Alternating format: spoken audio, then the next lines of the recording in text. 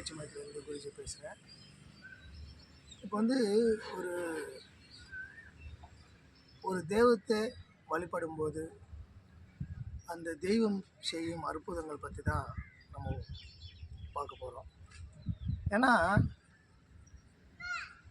அந்த தெய்வம் வந்து நம்ம கூட இருக்கும்போது நம்ம எப்படியெல்லாம் உணர்த்தோம், என்னென்ன நன்மைகள் நம்மளுக்கு நடக்கும், அதை பற்றி தான் நம்ம பார்க்க போகிறோம்.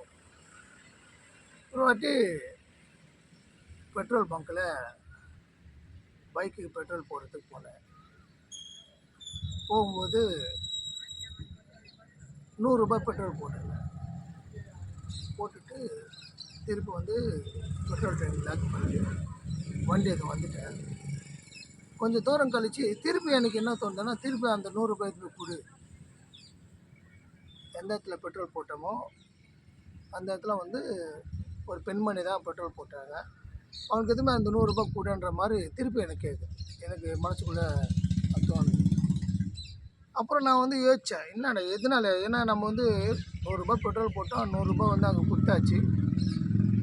அங்கேருந்து வந்துட்டு பிற்பாடு திருப்பி நம்மளுக்கு அது தோணுதே, என்னன்னு தெரியலையே நினச்சிட்டு அம்மாவில் நினைக்கும்போது அம்மாவில் வந்து நம்மளுக்கு சொல்கிறாங்க, நீ போ, அங்கே போ, உனக்கு தெரியும் போகல. அந்த இடத்துக்கு போகும்போது அந்த அம்மா வந்து உட்காந்துன்னு அழுகுறாங்க. ஏம்மா அழுகுறேன்னு சொன்னால், இல்லைண்ணா நான் வந்து காலிலேருந்து வேலை பார்த்தேன், பண்ணிட்டேன், என்னோடய டியூட்டி முடிஞ்சு போச்சு, பணம் வந்து ஒப்படைச்சிட்டு நான் வந்து டியூட்டியில் நான் வந்து வேறு ஆள் வரப்போகிறேன் டியூட்டிக்கு, நான் வந்து வீட்டுக்கு போக போகிறேன், இப்போ அந்த ஆள்கிட்ட வந்து கணக்கு ஒப்படைக்கணும் அன்ற சொல்லும்போது எனக்கு 200 ரூபாய் ஷார்ட்டேஜ் ஆகுது. அது எங்கே மிஸ் ஆகிடுச்சு தெரில. எனக்கு வரதே 300 ரூபாய் தான் ஒரு நாள் சம்பளம். அதில் 200 ரூபாய் போச்சுன்னு 100 ரூபாய் இதுக்கு நான் என்ன பண்ணுறது தெரில. நான் சம்பாதிச்சு தான் வந்து குடும்பத்தை காக்கணும், பசங்களுக்கெல்லாம் வந்து சாப்பாடு போடுறன்ற மாதிரி அழுகுறாங்க. அப்புறம் நான் சொன்னேன், சரிம்மா இருக்கட்டும், ஏன் அழுகுற அப்படின்னு சொல்லிட்டு அதுக்கப்புறம் நான் என்ன பண்ணேன், அந்த 200 ரூபாய் எடுத்து கொடுத்தோன்னா, நீ ஏன்னா குடிக்கலண்ணா, நான் ஏதோ ஏமாற்றிட்டேன், எப்படி மிஸ் பண்ணேன்னு தெரியல, நான் சரி இது வச்சுக்கம்மா அப்படின்னு சொல்லி கொடுத்துட்டு அங்கேருந்து வந்துட்டு பிற்பாடு அம்மா சொல்கிறாங்க, என்னடா பண்ணேன், நான் சொன்ன மாதிரி செஞ்சியா, பண்ணத்துக்கு கொடுத்துட்டேம்மா, சரி நீ போ, கிளம்பு போன்னு சொல்லிட்டாங்க. அதுக்கப்புறம் நான் அங்கேருந்து கிளம்பி வந்தாச்சு. வந்துட்டு ஒரு 2-3 நாள் கழித்து நான் வந்து திருப்பி, ஏன்னா நான் இருக்கிற ஏரியாவில் அங்கே பக்கத்தில் தான் பெட்ரோல் பங்க் இருக்குது. இப்போ நான் திருப்பி பெட்ரோல் பங்க்கு பெட்ரோல் போட போகிறேன்.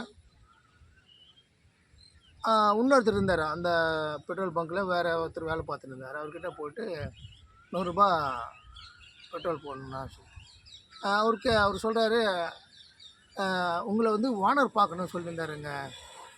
ஏங்க ஓனரே எனக்கு என்னங்க தெரியும், ஓனரு நான் எதோ பெட்ரோல் போடணும், இல்லைங்க நீங்கள் பார்க்கணுன்னு சொல்லியிருந்தாருங்க, உள்ளே தான் உட்காந்துருக்காருங்க, வந்து பாருங்க.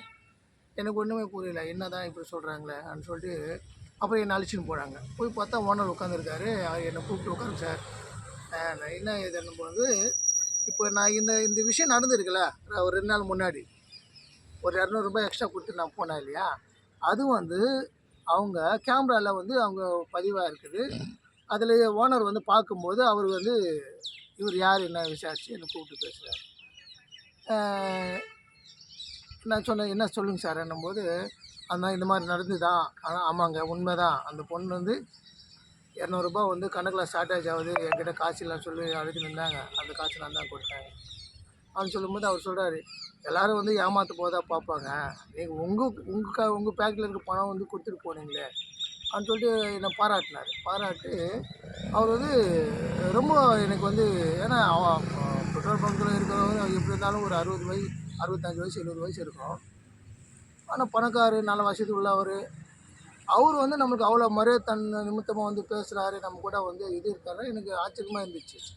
அப்புறம் நம்ம வந்து அவர்கிட்ட பேசும்போது, அது என்னென்னா, நம்ம எந்த தெய்வத்தை வணங்குறோமோ அந்த தெய்வத்தை படம் வச்சு தான் அவர் வணங்குறாரு.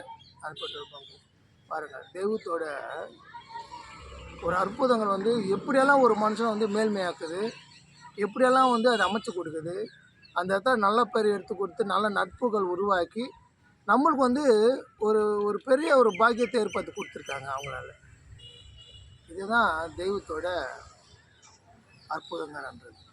ஒரு தெய்வத்தை வந்து நீங்கள் வந்து நம்பிக்கையாக, பக்தியாக, விசுவாசமாக நீங்கள் அந்த தெய்வத்தை வந்து இடவிடாத வணங்கினாலே ஏதாவது ஒரு வகையில் வந்து உங்களுக்கு நன்மை பண்ணி உங்களுக்கு மேல்மையாக்கி உங்கள் வாழ்க்கையை வந்து ஒரு பெரிய ஒரு பொருளாதாரம் முன்னேற்றத்துக்கு வந்து ஏற்படுத்தி கொடுக்கும்.